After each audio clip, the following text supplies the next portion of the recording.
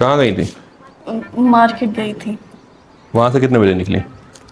3 बजे। अभी तो 3:30 हो रहा है। मार्केट से घर का रास्ता तो 15 मिनट का है, तो तुम्हें इतनी देर क्यों हो गई? वो ट्रैफिक बहुत था आज। अपना फोन लो। अब मैंने तुम्हारे मोबाइल में लोकेशन लगा दी है, तुम जहां भी जाओगी मुझे पता रहेगा।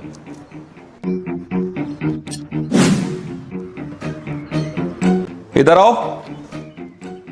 जी। ये तुमने अपना फोन चार्जिंग पे पलट के क्यों रख रखा है? वो मैंने ध्यान नहीं दिया। ध्यान नहीं दिया, या तुमने इसलिए पलट के रखा है कि ताकि कोई फोन आए और मुझे पता ना चले? नहीं, ऐसी कोई बात नहीं है। आगे से ध्यान रखना, जब भी फोन चार्जिंग पे लगाओ स्क्रीन ऊपर होना चाहिए। जी। चलो ठीक है, बाद में बात होती है। बाय।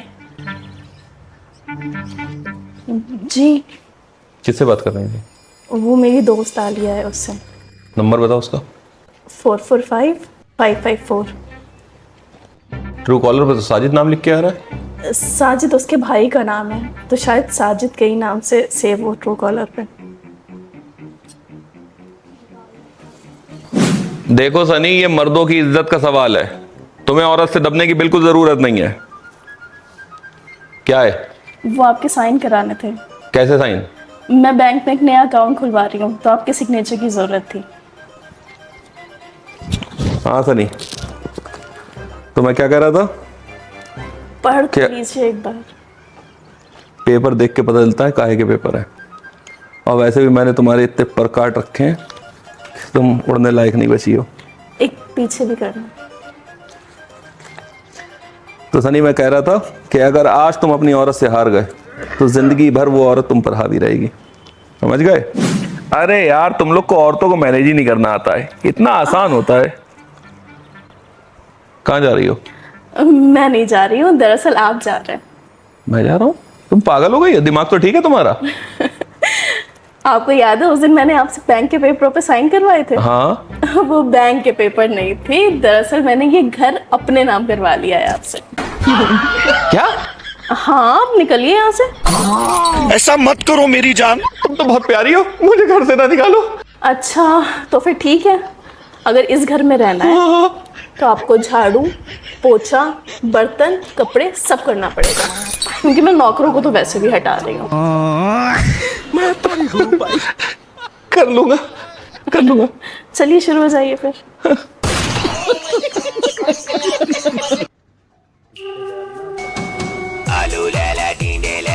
तुम्हारी अम्मी की कॉल आ रही है, बताओ क्या करना है। फौरन उठाइए, कम से कम मम्मी को भी तो पता चले कि हुआ क्या है।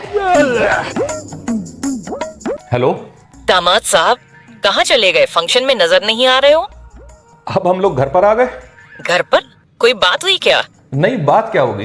तो फिर ऐसे कैसे बिना बताए घर पर चले गए? अब हम लोगों का वहाँ काम ही क्या? कैसी बातें कर रहे हो बेटा? तुम्हारे सगे साले की मंगनी है, तुम लोग फंक्शन में नहीं होगे तो लोग बातें नहीं बनाएंगे।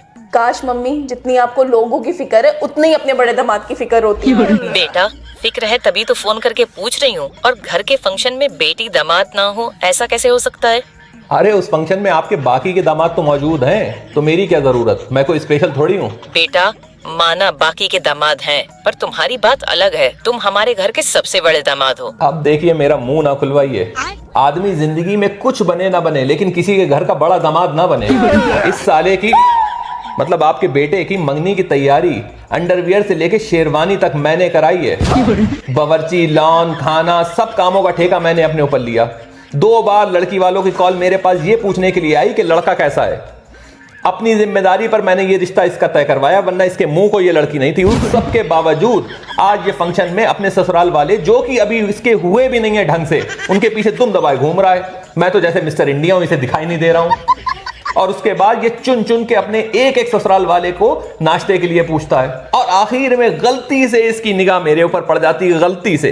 तो ये मुझसे कहता है कि अरे जीजा जी, आप भी नाश्ता कर लीजिए।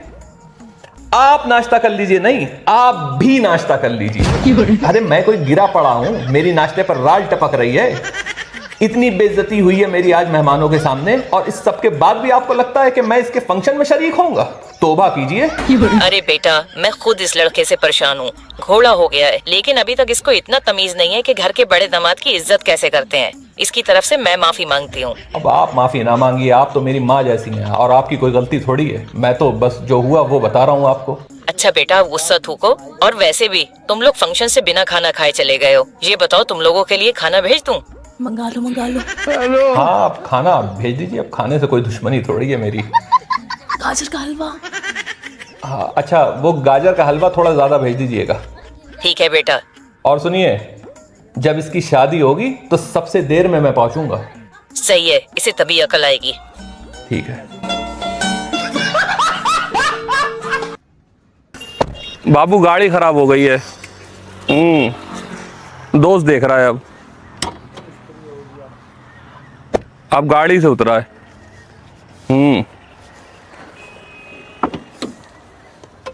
अब उसने बोनेट खोला है। अब ढक्कन चेक कर रहा है। अब कुछ सोच रहा है।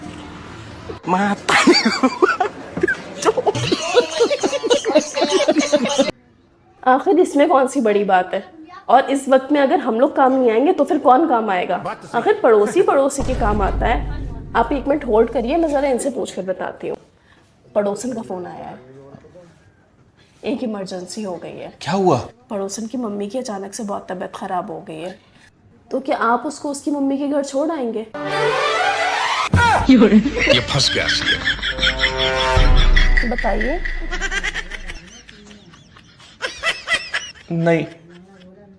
छोड़ आइए ना। मुझे खाना बनाना है। तो खाना मैं बना दूंगी, आप छोड़ आइए जाकर। नहीं, मुझे और भी काम है, मैं नहीं छोड़ सकता। नहीं, मैं नहीं जाऊंगा। सुना आपने? ये कह रहे हैं कि इनको बहुत काम है, और आप तो जानती हैं ये कहाँ मेरी कोई बात मानते हैं।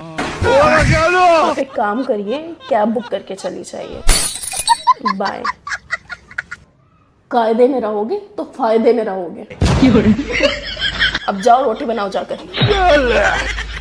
चलो, तुमको पागल कुत्ते का गाड़ी उठा के ले जाएगा, बता रहे हैं हम।